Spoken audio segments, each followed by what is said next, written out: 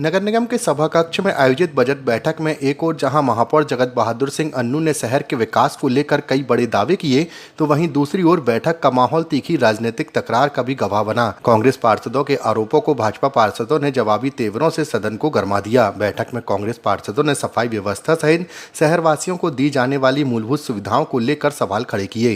साथ ही पार्षद हर्षित यादव ने मीडिया से चर्चा करते हुए कहा कि जिस कंपनी को सफाई का ठेका दिया गया है, उस कंपनी ने पेटी कॉन्ट्रैक्टर को ठेका दे दिया है, जबकि ऐसा कोई प्रावधान नहीं है, जिसके चलते कमीशनबाजी के कारण शहर की सफाई व्यवस्था ठप पड़ी हुई है। साथ ही उन्होंने सभी ठेकेदारों की जांच करवाए जाने की मांग की। देखिए, आज हम सभी ने देखा कि आज वित्तीय वर्ष 25-26 की बजट की बैठक और आज बजट का पहला दिन था। एक और हमारी सत्ता सरकार, हमारे माननीय महापौर जी 1800 करोड़ का बजट उन्होंने पेश किया और आज मैं अपनी जनता की मूलभूत समस्याओं की बात कर रहा हूँ। आज मैंने इस पक्ष में रखा जो सफाई की व्यवस्था है आज जबलपुर शहर की। मैंने उनसे वही सवाल पूछा कि जिस ठेकेदार को हमने टेंडर दिया है, क्या उसके पास प्रावधान है कि पेटी कॉन्ट्रैक्ट में पलटा सकता है? क्योंकि जब मैंने जानकारी ली ठेकेदारों से, तो जिस कंपनी ने ठेका लिया उसने पेटी कॉन्ट्रैक्ट में दूसरे को पलटाया कमीशन सेट करके, फिर उसने तीसरे वेंडर को पलटाया। कौन सी कंपनी? अल्ट्रा कंपनी ने जो ठेका लिया मेरे वार्ड में, वो संचालन कर रही है। और अंत में जब मैंने ठेकेदारों से पूछा जो एक्चुअल में जो वर्ग है जो लेबर प्रोवाइड करवा पाता है, जब मैंने उससे जानकारी दी तो मात्र 220 रुपए उसको मिल रहा है। वो 220 में भी अपना कमीशन सेट करके आखिरी कड़ी जो मेन जिम्मेदारी जबलपुर शहर को स्वच्छ रखने की, जो काम आप हम नहीं कर सकते वो हमारे लिए करके देते हैं, उनको मात्र 200 रुपए मिल रहा है। ना उनको पीएफ मिल रहा, ना उनको ईसी मिल रहा। तो ये शोषण क्यों हो रहा है? हम एक और बात कर रहे हैं कि अंतर्राष्ट्रीय स्टेडियम बनाएंगे, हम एक और बात कर रहे हैं कि हम फिल्म सिटी बनाएंगे, और जनता की मूलभूत जैसी समस्या, हर एक घर में कचरे का अंबार लगा है, रोडों में कचरे का अंबार लगा है, डोर टू डोर की कोई व्यवस्था नहीं है। अल्टीमेटली जवाबदेही हम पार्षदों की होती है। तो मैंने अपना पक्ष रखा कि ये टेंडर निरस्त करके जो आखिरी कड़ी जो एक्चुअल में लेबर प्रोवाइड करवा पाता है, सबसे मूलभूत समस्या ये है कि आप डायरेक्ट उनको ठेका दें तो एक्चुअल में जो लेबर है उनको ज्यादा से ज्यादा पैसे मिल पाए, तो व्यवस्थित रूप से काम करें, तो जल प्लावन जैसी स्थिति और कचड़ों का अंबार सड़कों से हटाया जाए।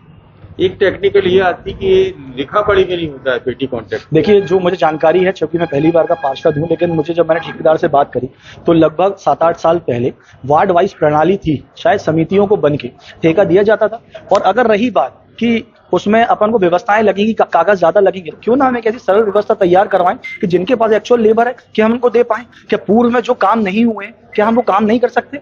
देखिए, ये इससे बचने का तरीका है, क्योंकि जब एक बड़े अधिकारी को एक बड़े अधिकारी डायरेक्ट ठेकेदार को टेंडर देगा तो उससे डीलिंग होगी, उससे उनको मोटा कमीशन मिलेगा और भ्रष्टाचार करने के संसाधन मिलेंगे। पार्षद का कोई हस्तक्षेप नहीं रहता, पहले एनओसी दी जाती है। बिल्कुल पार्षद का यहाँ पे कोई हस्तक्षेप नहीं है। सीएसआई भी कोई जिम्मेदार नहीं बनता यहाँ पे। सीएसआई डायरेक्ट बोलता है कि आप एएचओ से और एचओ से बात करें, क्योंकि डायरेक्ट ठेकेदारों की उनसे डीलिंग है। तो हम पार्षदों की सबसे बड़ी समस्या कि आखिर हम किससे बात करें, क्योंकि हम पार्षद तो झाड़ू लगाएंगे नहीं। हम संसाधनों की अपेक्षा करेंगे कि नगर निगम हमें लेबर प्रोवाइड करे, नगर निगम हमें संसाधन उपलब्ध कराए, तो खड़े होकर हम जिम्मेदारी लेते हैं शहर को साफ करने की।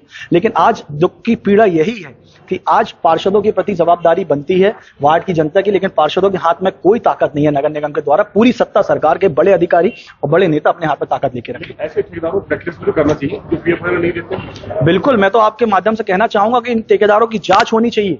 आप जो लेबर वार्ड में काम कर रही है, बहुत सारे नियम कायदे मापदंड है सरकार के द्वारा कि उनको स्वास्थ्य की सुविधाएं मिलना चाहिए, उनको इंश्योरेंस मिलना चाहिए, उनको पीएफ मिलना चाहिए, उनको ईसी मिलना चाहिए। मेरे पास साक्ष्य भी है, मेरे कागज रखे हैं गाड़ी में, आपको दिखाऊंगा मैं कि पीएफ जो मैं समझता हूँ 12.5% एक कंपनी डालती है, 12.5% उसकी सैलरी से कटता है। लगभग एक लेबर को 2400-2300 रुपए पीएफ आना चाहिए। किसी का पीएफ में 600 रुपए आ रहा, किसी के में 700 रुपए आ रहा। आखिर वो पैसा जा कहाँ रहा है? क्यों हम जनता के पैसों की होली खेल रहे हैं? आखिर क्या इस व्यवस्था से, मेरा सिर्फ एक सवाल है, क्या ऐसी व्यवस्था से हम जबलपुर शहर को स्वच्छता में नंबर 1 बना सकते हैं?